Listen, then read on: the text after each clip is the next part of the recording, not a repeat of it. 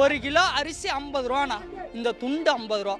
இப்போ செந்தில் பாலாஜி கூப்பிடுறாரு, ஆளுக்கு 300 ரூபா, ஒரு குவார்டர் ஒரு கோழி இருப்பேன் 10 ரூபா, 10 ரூபா செந்தில் பாலாஜி. இந்த துண்டு 50 ரூபா. அவன் யாரு காசு போட்டு வாங்கினா?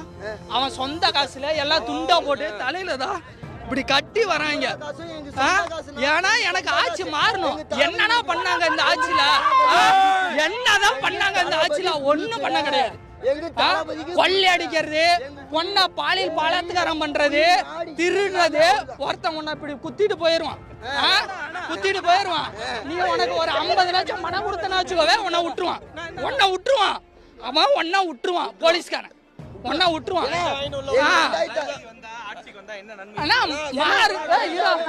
நான் ஓப்பனா சொல்றேன், மாறுதோ இல்லையோ, அவர் நல்லது பண்றாரோ இல்லையோ, இத்தனை வருஷம் இவங்க இருந்துட்டாங்க, எதுவும் பண்ண கிடையாது.